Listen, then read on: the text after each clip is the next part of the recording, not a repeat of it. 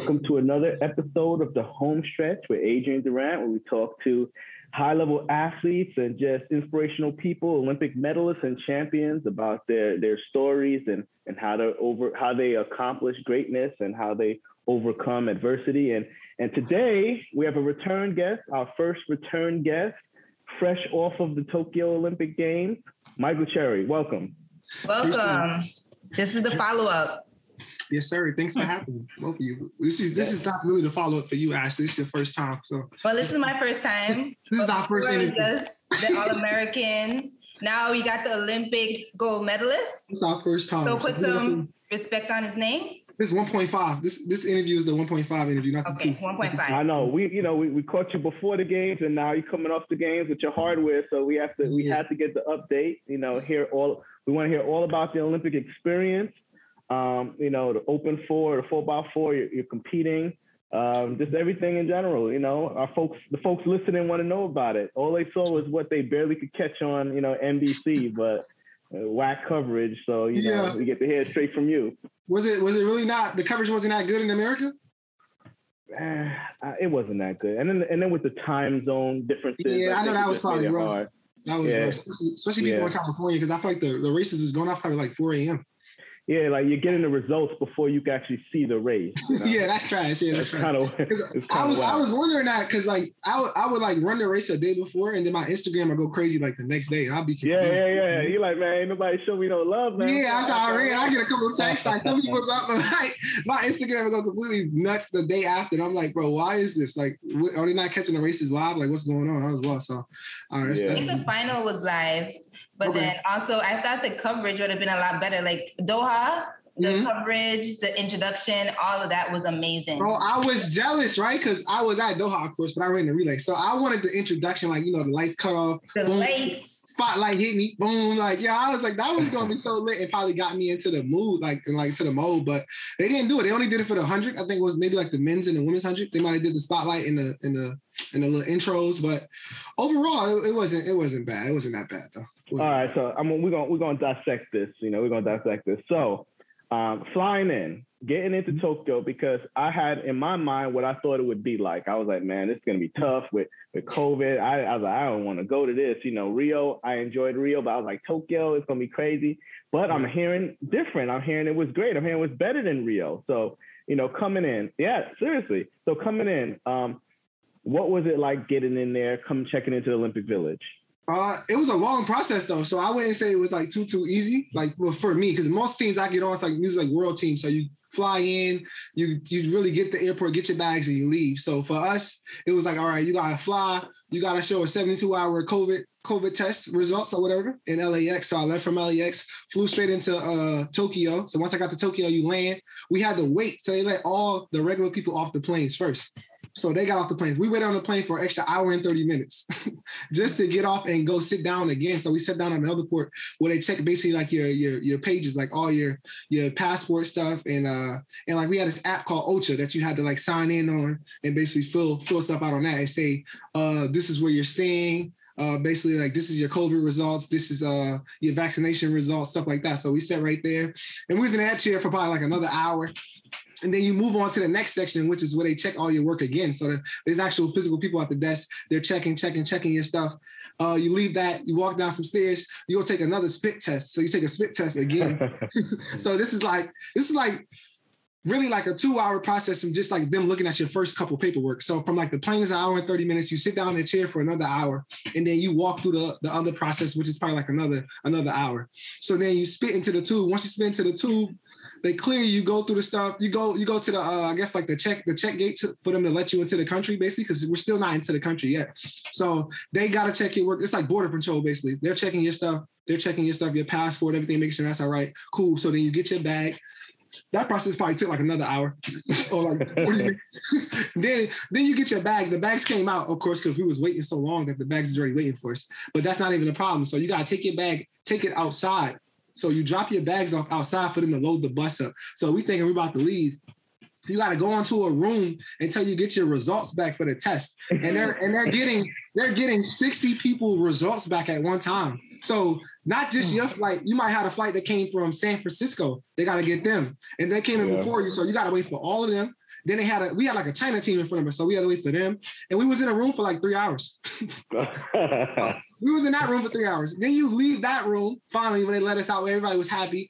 When you don't have any positive tests, of course. If you have a positive test, everybody has to stay. Man. So thank God my flight didn't have any positive test on it. So we left, we got onto the bus, and the bus ride back to the village is probably like another hour or 45 minutes or 45 minutes. So the travel was OD. Then we get to the village. We in there. It's basically like a regular like check-in process. So you basically go through the thing, you get your credential, and then we had to wait for another bus. So you're waiting for a bus. That took maybe like 30 minutes. And then we just walk straight into your room, and that's cool. But like, man, it was a long process. I wouldn't really say like it was very difficult, but it was just like long. You had to have a lot of patience because especially someone, I feel like if it was your first team, you might have got like the wrong idea. If you think like every single team is just like this, it's kind of terrible. But like I've been on the world teams, and I feel like world teams are way easier like to like do everything. Everything was way easier at Worlds than Olympics. I don't know. You're on Team World USA. teams. Yo, no, like I mean like the process of doing stuff. So like getting all your work together. Of course, because of COVID, so COVID probably made that a little worse too. So I can add that on there. But like just like the small things, like I feel like it's just not, you don't have to do all that extra stuff to really just get into it. Because you basically get on your bus and then you take you straight to the hotel. And it's the hotel, so you don't gotta do that. Well, yeah, you go to a hotel. This one is a village, and then it's also more sports. Yeah, exactly. So you wait in line behind people trying to get your accreditation and get approved to get in, and then they got a security check through that too. So to in and out of the village, of course, that's for safety. But like, it's a lot. It was a lot, but it was cool though. Yeah, it's kind of backwards from Rio because Rio, the athletes did everything first. So this one was flipped. If you guys had to wait till all the public is gone first. Yeah. The athletes got expedited. So then the process was quicker. But this just sounded like a waiting game. Yeah, that would have been nice. That would have been nice. We just did a lot of waiting. Some people even got skipped over. So it depends on like your flight stops. So flight stops was a little smaller. I was on a big flight because I came from LA. So a lot of people flew into LA just to get to Tokyo. So I was on a flight with maybe like 30 athletes. Yeah. So like you're Team US, so this might be abnormal. I'm from the USVI. I don't know about the BVI, but our paperwork is always messed up. So we're always waiting 3 hours. No. So, this wasn't even on USA. It's either we're waiting 2-3 hours, or it's like we got in at 1 and there's another group coming at 6. So we're just gonna hold the bus for that team. Like, really? You're gonna just make us sit here?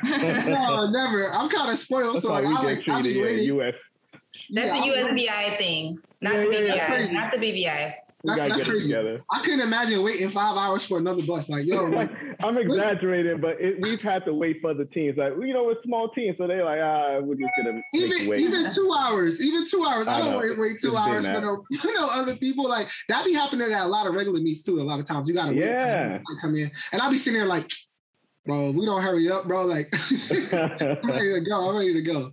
So it sounded like it was a little bit of a process, but you got into the Olympic Village how many days before you competed? I want to say like 4. We really didn't get in that early. Yeah. So that's a little different.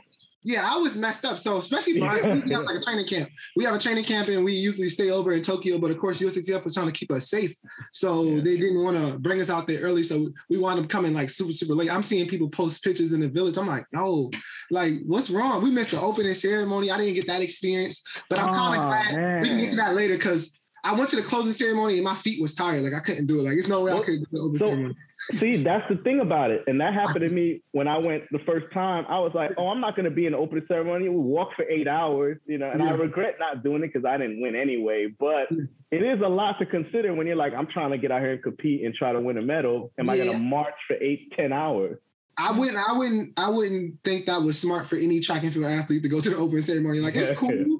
It's cool to walk around and experience. Like I wanted, like soon I walked in and took pictures, I wanted to leave. Like I was like, all right, like I want to go now because it's the closing ceremony, of course. But like it was just so hot and it was a lot of walking. Like I think Tokyo was a lot of walking, like period. Like I was asking people because I wasn't on the 2016 team, like did you do this walking in Rio? Like is it always this much walking? Like that was the most irritating thing for me. Just walking to every single place. Like the village was so huge. I wasn't used to that. So they was giving out bikes and stuff too, but we got there late. So the bikes got chained up. We had no bikes. Oh no! So they didn't have any buses? they had these slow moving vehicles. They were like self-driving like vehicles, right? So it probably took maybe like 6 to 8 people. Then it came like every 40 minutes.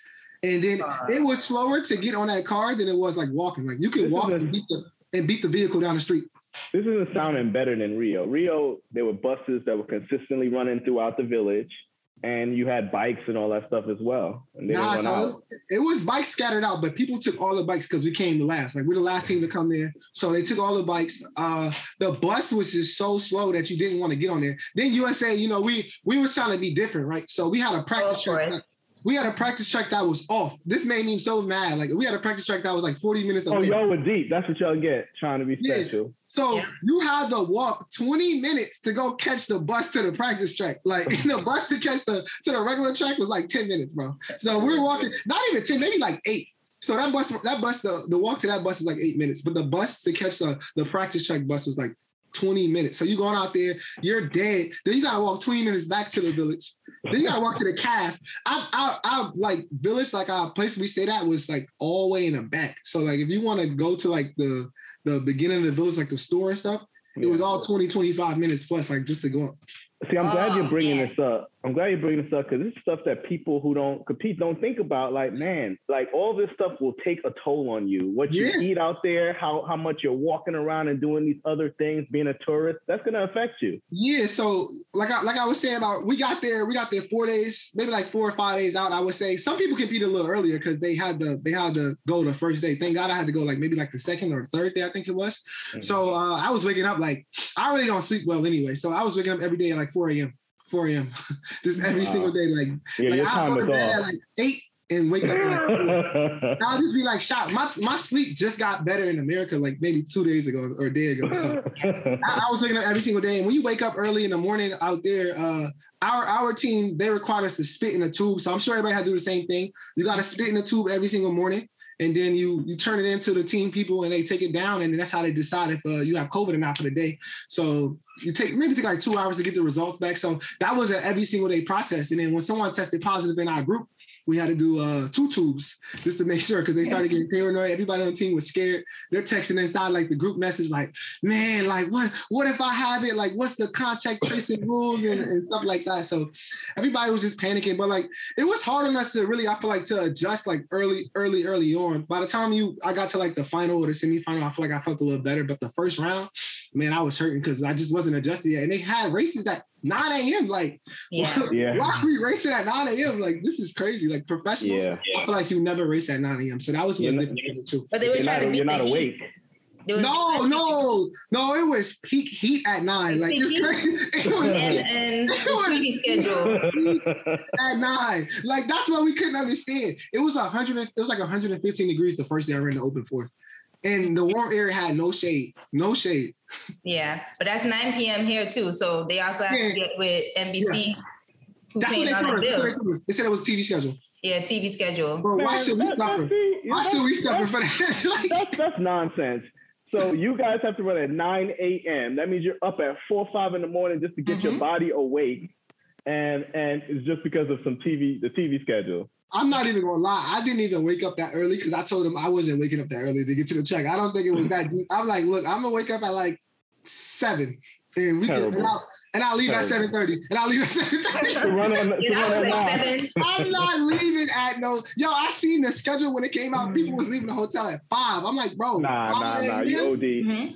I'm gonna warm up in the parking lot. I'm gonna out. We're gonna be in the hotel gym. I'm not waking up that early. Like for me, when I'm at meets, I usually wake up at like 9 o'clock. So, but of course, plus in the village, y'all have like there had to be a huge weight room with crazy stuff that you could use if you wanted to do a pre-warm up.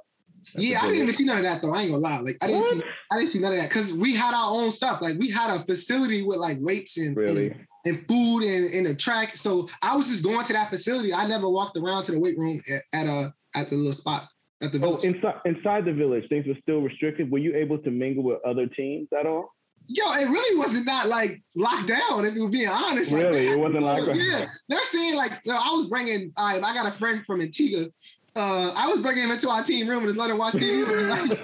Like, I kept bringing in random like Caribbeans, like, yo, just pull up, bro. Like, you can come watch this joint. I ain't tripping. Like, just pull up. I'll give you a USA shirt or something. Just walk in and watch. Man. And watch the meet. Good thing. Did anybody on your team test positive for COVID? Only one person, but the team room's so dead that it would literally only be me and like my friends. So it'd be like maybe like me, Fred, Vernon, a couple 400 runners, a couple other people on the team, but it was like real small groups because other people were so paranoid that they was either watching it downstairs or just trying to watch it in their room. But I really didn't care. I had a mask on the whole time, so I basically was doing that, and I was like real nervous, like washing my hands and stuff like that. But like I didn't really. It wasn't really locked down. Like the calf had at least little glass like dividers, like plastic dividers, you would say. But you can just reach over and talk to somebody, or you can like, like it looked like you was kind of like in jail. You know how jail got that little glass in front of you? Yeah. So I had that type of little vibe, and then it was hard to hear when a lot of people was in there.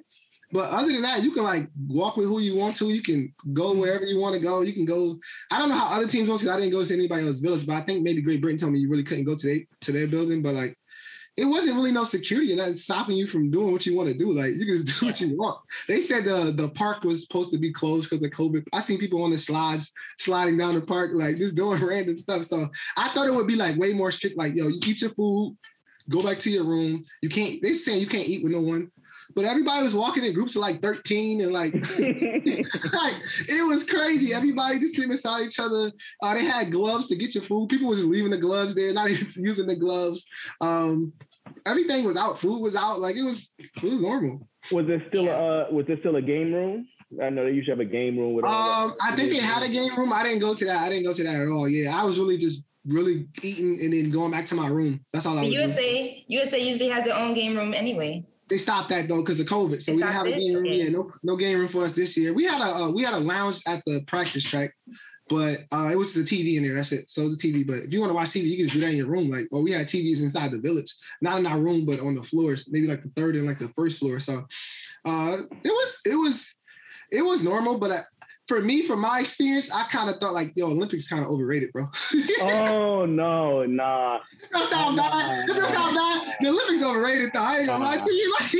Like that joint was overrated. Hey, let me tell you. I was moving like that my first time, and then I didn't go back for 12 years. So, I'll be back next time. No. I'm not saying I'm not grateful for making the team. Of course, I'm grateful. Like, that's a blessing for sure. Like, don't take it for granted. Like, but I just thought it was going to be like I thought I was going to be a little bit more in the moment for like my first time being an Olympian. Like I thought I was going to be like, I couldn't get myself up to believe like I was at the Olympics. Like it just wouldn't work for me. Like, I'm on the line like, man, I feel like this is Mount Sac. Like this is why I cannot get into this. I kept telling my coach over here, man, I am not feeling like this is the Olympics, bro. Like this is how I'm supposed to feel. Like this does not feel right. Like I feel like I'm supposed to be scared, like nervous, but I was more so just like, all right, like another 400. We gotta get through this. Like, all right, first round, second round. I'm always more nervous for the first round than any other round. So I say the first round I was a little nervous because you don't know what type of shape you're in because you haven't ran in a little while. So that's a little nerve-wracking. But after that, you kind of like, all right, it is what it is. But do you think that played into your advantage since it wasn't like the hype and everything that you thought it was going to be? So it's just like it was another race. I'm not sure. I feel like maybe, I don't know. Versus Worlds. So Worlds, I'm usually running the relay and I'm shook. That don't make sense. So I'm nervous as hell. Like at Worlds, I'm like, man, I gotta run. Like, oh man, I'm like anxious as hell when I'm about to go out there and go running. And for this one, it was just like, I don't know, maybe I just felt like I was prepared this time. So like, I didn't really feel like, all right, I know what I'm getting into. Like I have ran fast before this, so I shouldn't have a reason to really be scared. Like I'm waking up each day for my race, and my coach is being real extra. But I'm just kind of like, this don't feel like no Olympics to me. Like if this is what Olympics is supposed to feel like, but the crowd might have done that to me too. There was no crowd either, so the crowd may have had me feeling like I was more shook for USA's. I was about to throw up in my room at USA's. I'm walking back and forth, pacing, telling myself, all right, you got to get this done. You got to get this done. You got to get this done. And then the Olympics, when I got there, it was just like relief. Like, all right, I'm good. So I know you want to talk about the rounds, going through the rounds, but also coming into the rounds, you were having like your stellar year. Mm-hmm. Like PR after PR, you were amazing, killing the field in the 400. So what was different this year that really took you over the top? I feel like I felt disrespected. So I felt super disrespected. Like people kept calling me a relay guy. Like, yo, this is a relay guy. He's a relay guy, relay guy. I kept hearing that over and over and over. And I wasn't getting the respect I felt like I deserved from like companies either. Like the company from my company or whatever. Like in my agency, I'll say that too. My agent, I didn't feel like I was getting the respect I deserved. Nobody, from no one. The only person that really was respecting my talents was my coaches and people that was close to me. So I feel like I just wanted to come out this year and do something individually and make myself known on that type of level and not just be like a relay guy. So they won't be like, oh, he's cool, but he's never going to do anything by himself. Like he needs the relay to even make it to the meet, or that's all I kept seeing. Like I talked to Otto Bowden about that too, because I remember watching the races at USA's and Otto kept repeating, oh, he's made every team on a relay, but has never made an individual. Like, so I told Otto, like, yo, you got to chill on me. Like that kind of haunts me. Like it haunts me around the whole time. So that was just in my head every single time. And I just like, man, I got to get better. And I was a little bit more healthier too this year because I had an Achilles problem for like the past, I want to say since 2017, since my senior year of college, but I never really complained about it. I just always ran through it because I feel like I had contract things that I had to get done. So I did that, and that was pretty much it. I kind of knocked it down. I didn't really get rid of it, but I was a little bit more healthy, so I was able to display the stuff that I put out in practice and show that I can go out there and compete with some of the best people. Mm-hmm. And then now, as you go into USA's, do you feel like USA's, the date should change? Because I feel like a lot of people were like shot after USA's this year. Because USA's, the caliber of talent that you guys have in the USA's, of course, is the hardest team to make. But then the date was so close to when you had to leave to Tokyo, and you guys didn't have any camp this year. So do you think that the date should be reconsidered? I don't think the date should be moved, only because I feel like if you're going to peak for USA's, you're going to have to peak for USA's regardless. So if you give me 3 weeks or 4 weeks after, I still feel like it's going to have the same toll on me because it takes so much. Like those rounds aren't spaced out like you say, like if you're at the Olympics, it was annoying me. Like I ran one day, then I had 2 days off between the prelims, the semifinals, and the finals. Like, I'm like, bro, what's the point of that? Like, let's just get it done. USA is just every day, back to back to back to back. So that's really showing your fitness, and they're never probably ever going to change the schedule. And the intensity is just higher. Like you have to really run fast every single round to get through. So I feel like it's going to take the toll on your body regardless. I don't think it really matters when we have it. It's something that you just have to deal with, and your coach is going to have to go back to the board and basically make something up and hope that you time it right, that you can have a small peak for USA's and then maybe hold on and go to the Olympics. Because I don't think it's too many people that can actually go to USA's without actually preparing to peak for USA's. Nope. Because you might get left at home. I think my coach did that to me in 19. I think his goal was to have me run fast at Doha, but I was running fast on the relay. So I felt super sharp, but I just couldn't display what I had because I couldn't run the open. So I split 43.6 on the relay, and everybody looking at me like, you're a relay guy. I'm like, yo, I told my coach, I feel like the best I felt all season, but I just think it was a little too late. So this year I told him, look, I don't even care. Just get me on this team. I'll do the rest myself. I'll hold on. If you got to pick me, do what you got to do. I have to make this team. Like, I don't care about anything else. But I just think he did a good job of setting it up. And coaches have to do that too. Like, you're just going to have to find a way to get them to peak for USA's and then come back and bring it again because you can't avoid USA's. Well, that piece right there is coaching because you're either USA's is going to be so close to the Olympics or the Worlds that you can carry your peak over, you know, and I mean, you're only going to hold a peak for 6 to 8 weeks. Total. For sure. So you either got to time it right to where you're in the middle of that peak or just starting it and it carries through, or it has to be early enough to where you peak and then it's like you're getting back to the lab for a couple of weeks and putting in a little bit of volume and then trying to replicate it again. So but if you make it too early, I feel like if you make it too early, you can't have collegiates there either because some of the best people on the team is going to be collegiates, of course. So they have to get through their schedule. So you have to kind of like make something that's kind of great for the pros and the collegiates. So the pros, we're trying to set up our season as it goes on and just trying to get races in. And then you got the collegiates that have to run 1,000 races and then come to USA's. So if you made it earlier, the collegiates couldn't even compete. So I think you kind of have, and if you have it late, they're going to be so burnt out that they're not even going to make the finals for no events. Because if you watch this year at USA's, you always have your great collegiates that can make it through the rounds. Of course, that's going to happen. But then you have a few that ran fast during the year, but they just don't have a left to make that final. And then, you know, at their best, they could potentially make the team. So that's just how it works. I feel like you just have to leave it how it is. it's hard coming off the collegiate season and going into, I mean, you're peaking indoor, you're peaking outdoor, NCAAs, because unless you just know you're so good that you're not peaking for NCAAs, but very rarely is anyone doing that. So, NCAAs, and they're trying to hold it all the way through the USAs and then the major championship, it's tough. I think if you're coaching as good, you can do it, basically. So I feel like a lot of times, a lot of coaches be running their athletes to death, like in college. So I feel like if you can find a way to kind of get around that and just run when it's necessary. Like at LSU, I think my coach did a great job of it. When I would open up in April, and then I wouldn't run my next quarter until SECs. So I feel like, I only ran like 3 or 4 quarters. By the time we get in the USAs, if you're not including the rounds at NCs and then regionals. So maybe total I probably ran like 6 quarters. But that's pretty much what the pros trying to get in before they get to USAs too. So when I get to USAs, I feel like I'm good. But then the races start catching up to me throughout the summer. Then I'm burnt out. But just put me on the team and I'm good. Like I don't care about anything else. As a collegiate, you just want to be there at that point. Like you want to have a chance to make the team. But if your coaching just run you to death and burn you out, it's going to be hard to do that. Yeah. Good point. So tell us about your 400-meter rounds. You raced in the 4. You just barely. I'm hurt, man. Hey, just barely missed it. Oh man. I used to be a Karani fan. I'm not a Karani fan no more. Oh man. Come on. And then I was going to ask you, how did you feel? And then I used to be a Karani fan, man. I can't look at Karani no more. Listen, we're from the island, so you can't be like over there. Look, I understand. I was watching Karani races this whole season, trying to like mimic, like, I'm about to get this pattern down. Like, I feel like he's just like me. His pattern is so great. Like, I need that pattern. Like, so I'm watching Karani like almost the whole year, studying him.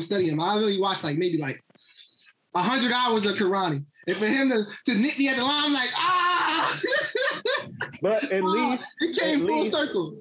At least it was somebody who you respected enough to where you were looking at them and say, look, this person, like you're looking at their race model and you respect them. I seen Karate at Penn Relays when I was in high school. I got a picture with him on my phone. Like I was like a 17-year-old and I took a picture with Karate like, this is dope. So to come around, he actually talked to me before. He like, man, look, you've been having a great year. He told me that in the semifinals. So I'm like, all right, cool. Yeah, like it's on tomorrow though. But I'm like, hey. You almost had him too. Yeah, so like first round, it was what it was. We just came out there and it was just trying to see where I was at because I haven't ran probably pretty much since I think maybe like Budapest. And I went out there and ran 44.8. I was a little mad though because I had like a little collegiate in my section, so I had 2 collegiates. They was on the outside. They was running extra hard. Like it was a collegiate.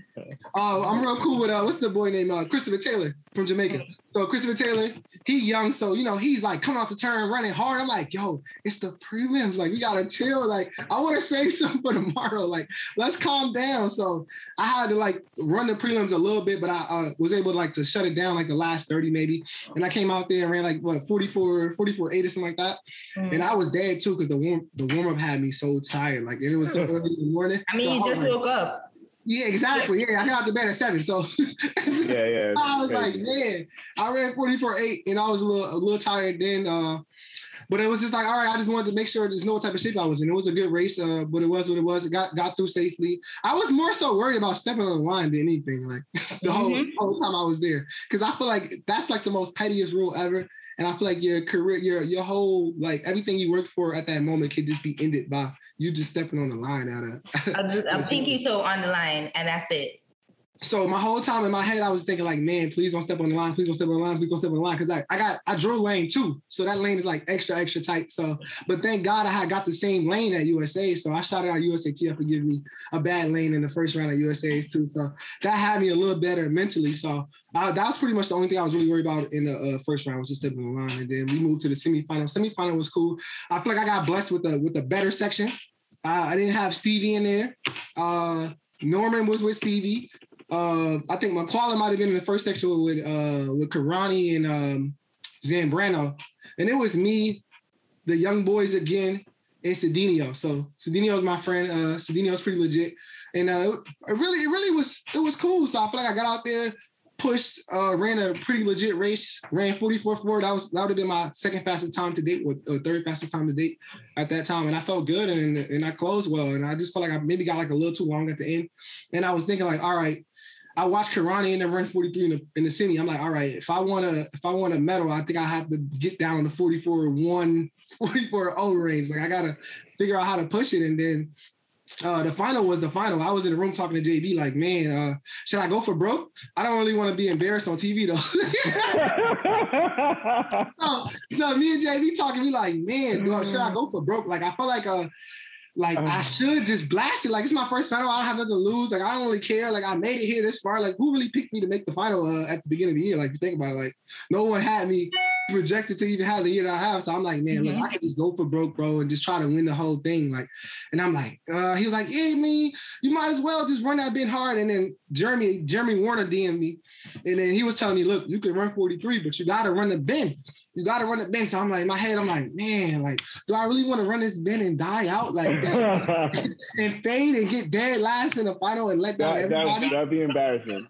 That's what I'm saying. So that was my plan. No, I mean, you go out there, you give it your all. So you never know what could have happened. You don't know what could have happened. People ain't trying to hear that. You never know. People not trying to hear that. People not trying to hear I give him my all. If he hit the wall and die, this man, he gonna live that down. They gonna listen to me. Because look, if y'all remember, laugh. That's what I'm saying. So you basically can't do that. You basically qualify for no reason. People are gonna be talking trash to me. Oh, here relay guy again. He choked. so look, I ran. I be getting slandered. If y'all don't know, I get a lot of slander sometimes. But I take it to the chin. Like I like it. I feel like it's all good. Like that's you need a chip on your shoulder. That's where your 43 gonna come from next. That and I just feel like it kind of keeps me up. So I remember only reason why I didn't blast it because I remember me running I ran in Eugene at the first meet when I opened up at, and I tried to blast the race and I ran 45.9 and I died and I lost that. So I was shook. I'll say you should have blasted it because sometimes you get in a race and you get it's like when you look at that world record 400 races, like there's no way he knew he was out. Like he just blasted it.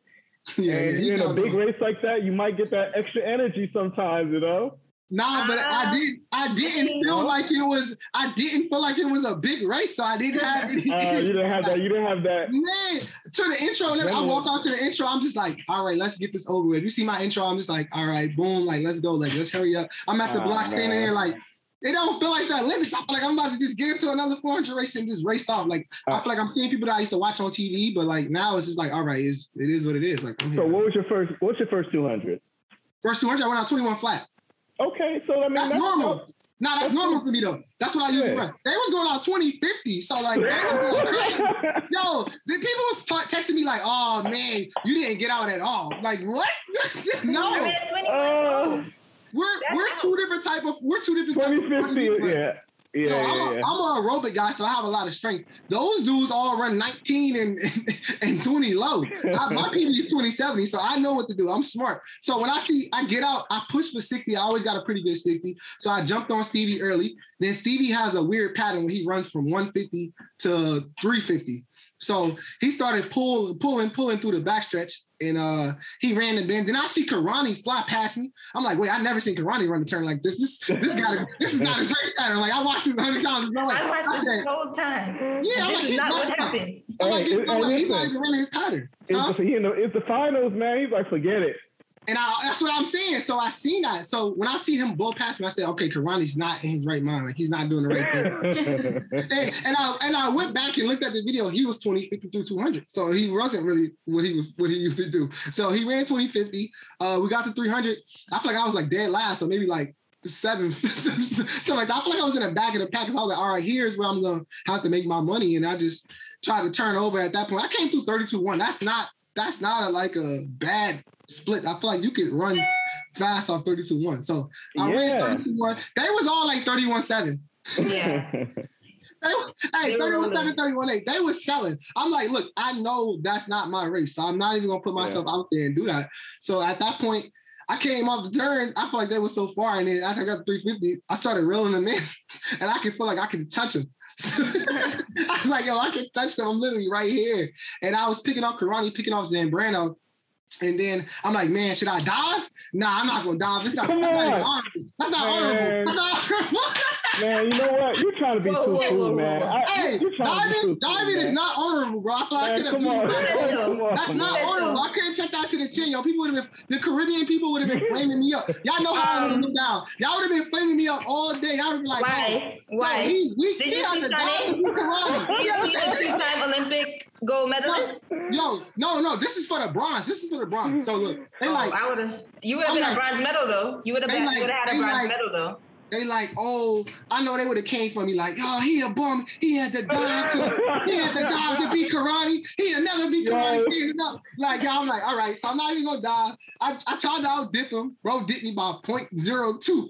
I was like, man, you should have dove, man. You should have dove. Because I knew when I was coming to the line, I'm like, all right, if I die right here, I'm gonna get him. like I'm closing. You should have went with it. The funny thing about it, I can't live that down. That's not honorable. That's not honorable. You would have went down with a medal in your hand, though. The funny thing about it is you in it and you're like, man, I'm about to dive. And you're like, but then what if I'm short? And then yo, what if I would have dove and didn't even get the medal at that? Then got DQ'd. Then got DQ'd too. Then got DQ'd for diving. You probably got in the way of the other runner. So I was thinking like so much stuff. That's too much.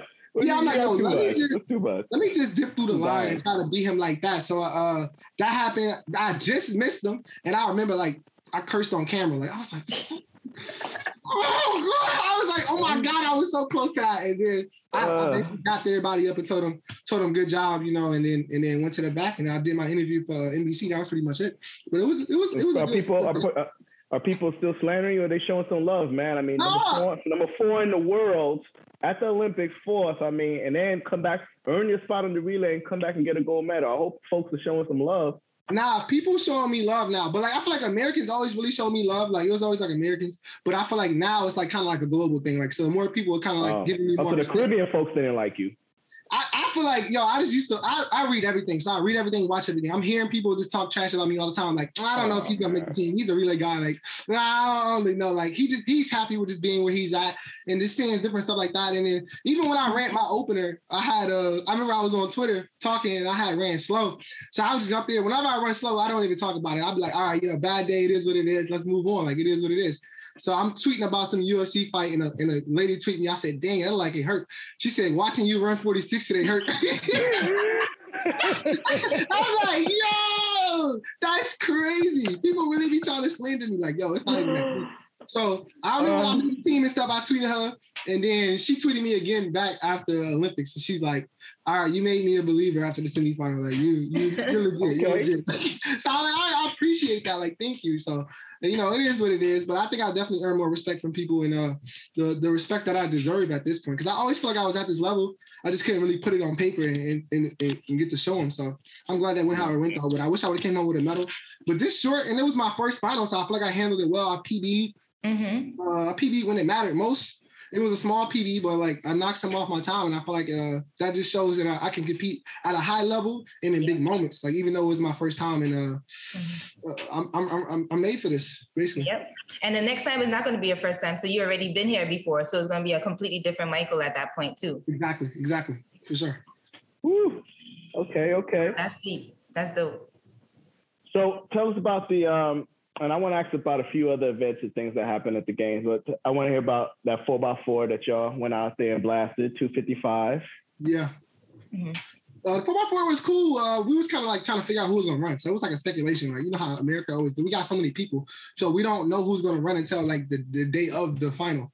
So that goes down to every single team. So we knew the 3 that was going to run for sure. So Rye was going to run. Michael was going to run. And I was going to run. So we had us 3. And then we had a runoff for it in the prelims. So I think Randolph, Ross, Bryce Dedman, Vernon, and Trevor Stewart, they all ran off for a spot to make the final. We wound up taking Bryce off the prelims from the prelims because he split 40 for a flat. And then he wound up running with us in the final, and it was pretty legit, man. I went out there. They had me on leadoff. I feel like they disrespected me though. They disrespected me on leadoff. I'm not even gonna lie to you, man. Look, I only reason why I took it because I'm a fan of Andrew Valman, so I said this is my Andrew Valman moment. Like I'm Andrew Valman right now. I'm gonna try to break the world record with y'all, and I'm gonna give y'all a sub 44.5 leadoff. I feel like that's what it's gonna take to break the world record. So I was like, all right, cool. Like I'll run a leadoff leg, and I went out there and ran a solid first leg, but I'm not gonna lie. When I was running, I seen McQualla. He was running so crazy. I'm like, I had to split slow. The clock stopped at 43.6. I'm like, it's no way. I had to split like 45 seconds and some change. And then we get the splits back. I split 44.2, and I think he probably split like 43.8, 43.9. It was crazy. Nah, he was out. When I was watching, he went crazy, dog. I was like, when I saw your stuff, I was like, yeah, they were rolling. Yeah, so we both rolled on first leg. Then I gave it to Mike. Mike got it. Mike kind of went out kind of funny. Like he went out real weird. And then he got into the rhythm and then pulled down the straightaway, pulled away, gave it to Bryce. I think Bryce might have split 44.0, and then Mike split the same thing. And then we gave it to Rod. Boy, Rod looked like a machine. Like man. He looks so closed my eyes, like I know he's good. Like he looks so smooth. Oh, he's so bouncy. Like I'm watching him from like the side. He's like really like bouncing. Like it looks like he's bouncing coming down the straightaway. So he holds his technique well. I don't know what it is. Maybe because he hurdles, so you have to be like that in between the hurdles, maybe. But he's like super, super technical and real bouncy, and he can turn over too. So once I seen him get the stick and he came on the straightaway, I'm like, yo, this is over. Like we cool. Yeah. Anytime you have 19 speed, but 4 hurdle, that real 4 hurdle strength, you're running 46. 46 seconds though. Like, that's phenomenal. Well, even before, but me and Rob was talking about this too. I wish they would have put me on the fly. I think we would have broke the Olympic record if I was on the fly, because I feel like I would have split 43 instead of wasting me up top. I ran 44.2, but I just think that's a wasted split to have when you can get something faster on the back end of the relay. But they said they could have put Bryce on the front. And Bryce said he wanted to lead off too, so that was kind of, it was like, bro, why we just didn't lead off Bryce? And then who makes the decision? This year, I don't know who made the decision, bro. We keep hearing this Mouse, but I don't know who. So look, we had a head coach. Yeah, Mouse is the head coach. So usually we don't never hear anything from the head coach, but this year Mouse is kind of taking more charge. So I guess because Mouse is like an actual coach. So Mouse is in there like telling people what to do and stuff. He was actually running stuff. So that was good for Mouse this year. And then Oren Richburg is usually the relay coach, but he didn't make the trip. So I think something happened with him and his family. He had a family emergency, so he couldn't come. So we had Wallace Spearman and Michelle Freeman, but Michelle was saying she wasn't our coach. So I guess it went out. We're gonna blame Wallace. So all the relay stuff that happened, blame. Oh no! Oh my gosh! I was like, I'm joking. I don't know who the relay coach was. I'm gonna clip that. Y'all heard it here. I'm joking. Whose fault it was? Wallace, my guy. But I don't know who really was the relay coach. But I think it was between Wallace and Michelle Freeman. But I think Mouse had the final say so. So Mouse put the people out that was out there. And I think the order was probably made up before we even got there. So because I kept hearing about me being a first leg for a long time. I'm like, yo, I'm not a first leg guy. I stopped disrespecting me. Like, I'm not. They already decided it. I was watching it at home and I was like, whoever's the USATF relay coach for this team is not getting hired again.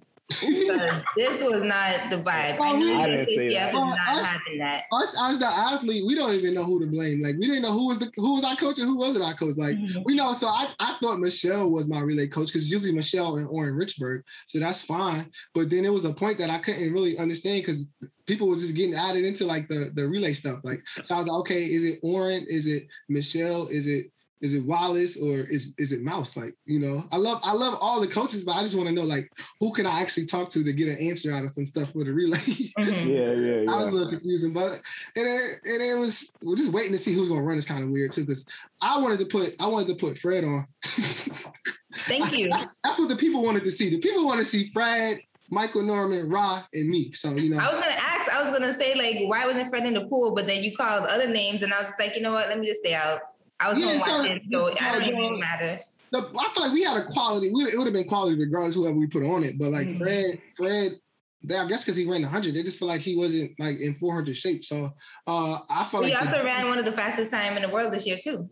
Yeah, he ran like 44.7, I think, or something like that. Yeah, so I feel like he was going to be in that type of shape. Like me, I wanted him to run. So him or Will London. I like Will London too. Will London always runs all the time. He runs good, but they didn't want to run in Will So they were saying because the place he got at USA is that he couldn't run, so he wasn't officially like able to run. So they didn't run Will, and then they said they wasn't gonna run Fred either. So then it started being like, dang, bro, like who we gonna put on? So we decided to have it random, and nobody wanted to lead off. So at this point, it's like, who's gonna run if nobody wants to lead off? I want to run second leg. Rob wants to run second leg. Mike, we say Mike is the anchor. Then Mike want to run second leg. So now we like, who's gonna run what? And they're like, all right, so between second and fourth was gonna be between me, Rod, and Mike. It kept moving. And then once Bryce got on, they're like, all right. I woke up in the morning and seen a text message, Cherry, you the lead off. I'm like, so it is what it is. I ain't complaining though. I just did my job and ran the best way I could to help the team. Yeah. Hey, well, y'all Olympic champions, gold medalists, that's a big deal. I know you don't feel like the Olympics was a big deal for whatever reason. I don't know, but you're a gold medalist. I just didn't get it. I just didn't get like that excitement. Like I came home with a relay medal for sure, but I feel like I already had that. And I was so close to the individual that I feel like it just hurt me.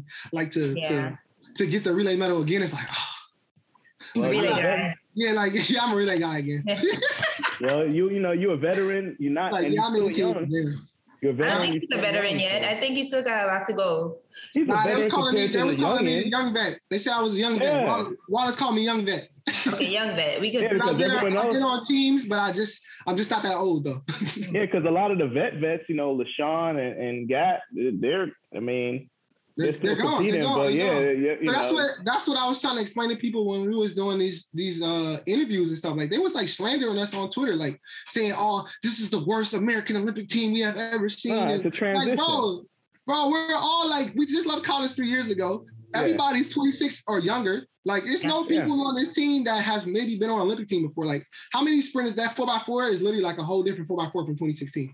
Yeah, the one that made the 2016 final made the USA final for the 400 meters in 2021. So this was changing of the guard. It's always like that. When it's changing of the guard, it's always going to be like, oh, this is not the team. This is not a team. And then you guys are going to see you shine for the next couple of years. For sure. That's what I told them. I feel like Paris would be a little different, but they was like saying we're the worst US team ever. Like, what? Nah, man. People always hating, man. It's a transition. A lot of the old heads are shutting it down, and you're one of the veterans, like I said, and still being young. I mean, we have guys.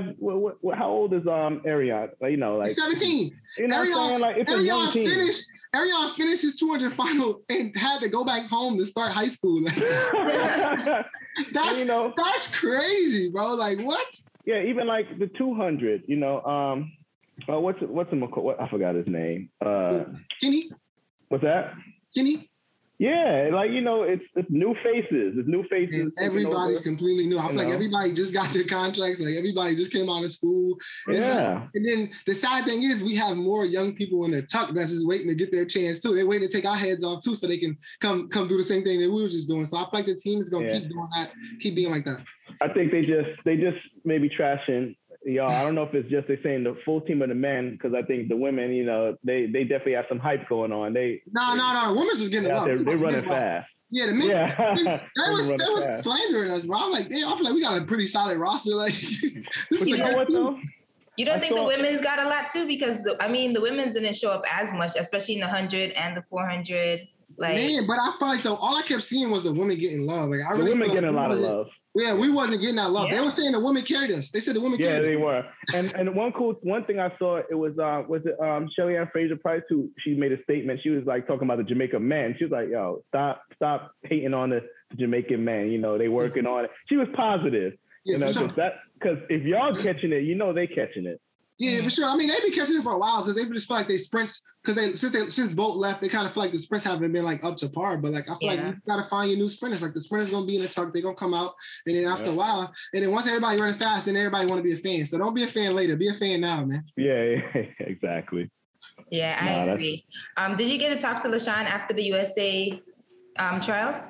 Yeah, I seen him in the infield. Yeah, he talked to him. I talked to him for a little bit, but it wasn't about no racing type of stuff like that. It was just like some normal conversation. I talked to him then and then a little bit after, but the one person that I really did get to talk to that kind of like made me feel like, all right, now I feel like I got respect. So I've been trying to get Michael Johnson to follow me back for the longest on Twitter. Everybody follows me but Michael Johnson. So I'm like, dang, man, Mike never followed me. I was unfollowing. I'm like, I'm not about to follow no Michael Johnson. You're not following me back. I don't care, right? So after the semifinal, Mike DM me like, man, look, I know you don't probably want to hear this from me, but like, yo, that was a great executed race. I'm like, damn, Mike DM me like, my day has been made now. Like, so that was a pretty cool moment. I got to talk to Michael Johnson at the while I ran at the Olympics, and that was dope for me because shoot, I probably watch Michael Johnson videos every single day, like trying to figure out how I'm gonna get to this 43 seconds. And then even Jeremy, I feel like Jeremy was showing me so much support this whole season, just picking me all the time and just giving me different little small tips. You know, I'm team merit now, but Jeremy showed me so much love. I might gotta split that. Well, you know, those Jeremy been really helping me out this year. Like Jeremy a good dude. So them little barely 400 meter runners been coming through this year. So I'm sure they only helping you out because they see in the work that you're doing. Yeah. Nobody's gonna volunteer work for someone who's not taking things seriously. And they see your hustle, they see your grind, they see that you want to win. So that's why they're offering their help. You know, sure. They see the potential, and they definitely believe that you could be great. Oh, yeah, for sure. That's what I said. So I feel like this season was my season and I got the respect, and now it's just time to keep my respect now. So continue to do good and hopefully make everyone proud and just chase the last dragon. I feel like it's just running 43 and then get a medal. So I feel like once I'm able to run 43, because I've been running 44 low consistently, so I feel like it's gonna come at some point. It is. I got to put it together because I never ran this good in my life. This is kind of like the breakthrough I had when I was going to run 44 seconds. I ran 45 like 100 times, 45 low, and then I just shot straight through to 44. So hopefully I have that same type of breakthrough. I don't care if it's 43.99. Like just give it to me. Like just give it to me.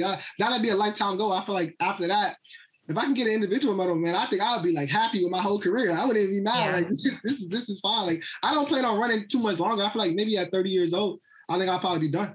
So I feel like these next couple of years is crucial. I got a lot of championships and teams to make. So if I can make the rest of these teams and then somehow leave with a medal at one point, I think my career is like, I had a good career. Like I'm happy. I can talk about this for the rest of my life. Like you'll be surprised though when they keep sending you that check. You might be like, you know what?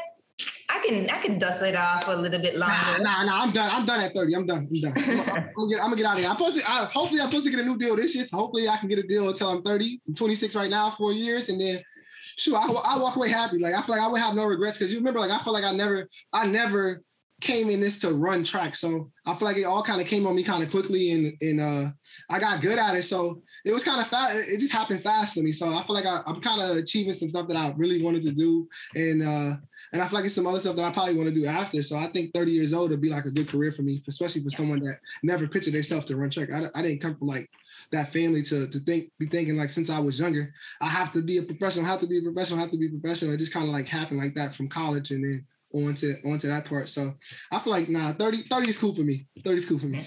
He ain't gonna want to quit at 30. Man, listen to me. I'm retiring, man. 30. I think when I'm on 30, I think it's gonna be like 2025. So 2026 might be the off year. I told him I want to run an 800 in off year. He ain't running no 800. You don't think so? Yeah, those are the 800. No, I feel like I can run an 800. People been talking trash to me. I'm like, yo. That's all they got to do. It's all they got to do. Talk trash to me. Be like, nah, I'm about to do this. I think I can run 144. Okay. No lie. If you think you could do it, that means it could happen. I ran like everything starts in the mind. I ran like 150 in high school, so I think I'm pretty. Like, oh yeah. If you already did it 150, then all that speed work that you've been doing, then you definitely could get to like 145. Yes, I wish I had an off year. Man, look, I can do it, but you go ahead and get that 200 out so you can run this 43 and start worrying about this. Yeah. Hey, I told my coach today. I said, man, look, next year we gotta take the 200 a little bit more seriously. I can't have a 2070 PD. You gotta at least get down to like 2040, 2030. 2030, and then you're good. But I ain't gonna lie. I think I have the speed already. I just think I don't display it correctly. like I definitely have the speed. If you watch me like start, I can start with anybody. Like even when I run the deuce, I can come off the turn first. I just can't hold it. Like I have a problem with holding the mechanics, like holding that type of frequency for a long time. And that's something like me and my coach, I feel like we really worked on this season. Like he really sprinted me way more. So it was easier for me to know how to like really run fast and do it consistently. Because before when I was at LSU, we really didn't do a lot of sprinting. It was a lot of tempo. And I already had that 800 meter background. I remember JB slapped it out of me. We started doing more quicker stuff. And then I got to college and we started doing long stuff again. So I kind of lost it. And I had like real 800 meter habits, like a lot of back kick and just not really using my arms, and it's not running with intensity, not like having that pop. everything got to be like a long emotion for me when that really kills me and hurts me. Yeah. Well, it's good that you established the type of base that you did in your younger years. So now that you can emphasize speed and you already have that foundation. For sure. You know, a lot of folks do speed way too early and it limits their growth. Like they can never get past a certain point because they just did so much speed and they never develop their strength in those younger years. Yeah, for sure. You know, so that's good. Okay. A couple questions before we let you go. What's your most, and I know you try to downplay the Olympics, but your most memorable thing about the Olympics, the Olympic Games? Memorable thing? Yes, what's the most memorable thing? Seeing Karate head dancing. No. She sent the shot at me. Let me see. I'm trying to think. Most memorable thing at the Olympics. Mm-hmm. It gotta be coming out. I feel like coming out for the 400 meter final. Like that made me feel like, all right, now I'm at the Olympics now. Like every single round didn't feel like the Olympics, but when it was time to do the intros and I could look at everybody and see how nervous they was, I'm like, all right, this is the Olympics now. Like this is the biggest stage. We're behind our blocks. They're doing the intros with the cameras. Once they put the camera on me, that might be like the most memorable thing I could think of, just because I feel like, all right, man, I spent so many years like thinking about this. Like 2016, I remember being in my college apartment watching the final and being so excited to see it and see everybody run. And it's a lot different when you're the person in the lane and someone else is at home watching you. So it feel like it came full circle for me. Like I watched a lot of different finals in the bleachers, even when I was on a relay team. So now it was like, man, even my teammates hit me up and telling me like, man, you inspired me. These dudes that made the team before me, but didn't make the final or didn't even place as high as me now. And now the roles are reversed. Like before I was like, man, I got inspired from watching them just making the team. And some of them couldn't really advance through. But I feel like me going back and doing what I did there and making it through kind of inspired some of my teammates. So that had to be it right there for me. That's pretty cool. Okay. All right. Did you get to experience any, I know things were relatively locked down, but a big part of the Olympic experience is kind of experiencing the culture of the city that you're in. So did you get at all to see any of Tokyo? No. Only the bus rides. But I went to, I was there before. I went to World Relays. So World Relays, I got to see a lot of Tokyo then, but only culture I really experienced, I would say, is the people. Like, yo, people in Tokyo might be the nicest people ever. Like, really? I don't know if it's a place like that have more nice people. People are trying to say it was fake because it was, of course, because we had the Olympics, so they probably handpicked them. But it literally was every single volunteer that I met was nice. Like we even told them like during the press conference, like, yo, y'all are the nicest people we ever seen in our life. Like they spoke every single time. Man, they was doing crazy stuff. Like they just did everything to make sure everything was smooth and went well. Like, so I feel like the people in Tokyo was amazing. And that was like really like the experience for me. Like I feel like, man, it made me feel like I was part of the same culture as them from them just being so nice to us. Oh, that's wonderful. Okay. All right. Good stuff. So what's up next for you? I got to go to, Italy, and then Brussels, and then I don't know if I'm gonna run in the final or not. I'm gonna figure it out. I'm gonna see, because I'm kind of mentally burnt. I mean, it's a long year. Yeah, I'm mentally burnt. I think my coach is gonna force me to go anyway, so we'll see. And those pretty much my last two races, and then we're just gonna rest up until next year and try to get better. Yeah. Will you be doing indoors or are you going away for Oregon? I'm going to run one race indoors. So I usually always want to run just to see what type of shape I'm in because I train by myself. So I literally have like no clue. Like you can run fast at practice, but once you get someone beside you, it's a little different. So I'm probably going to run one race. Maybe I'm going to try to go 2 USAs and just run that. And then if I make the team, I'm not going to go. And if I don't make the team, I'm not going to go. Same thing. So, so I'm just going to stay home regardless and then just get ready for outdoor and just prep myself. Okay. Well, man, we definitely appreciate you coming and paying us a second visit to recap your Olympic experience for us, man. Congratulations again on picking up the hardware. We support you over here. For sure. Yeah, looking forward to seeing what you do in the future, man, because, you're one of the veterans. You're one of those OGs now. For sure. Get that.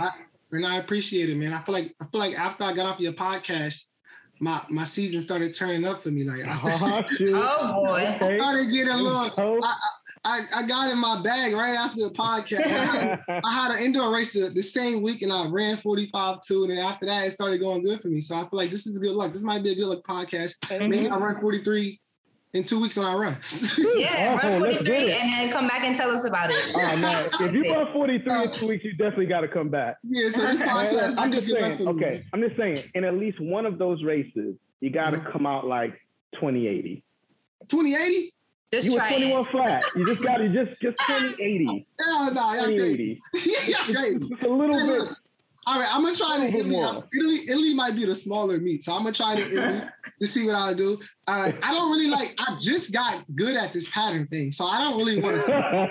You want to mess with it. I just found my groove this season, so I don't really want to be switching and messing stuff up. I might go back to running 44 high again. Like I don't want to be that guy no more. So I feel like I don't want to be that guy. Yeah, Italy, I might try to tweak something a little bit. I think I just need to start opening up a little earlier so I can start trying stuff out.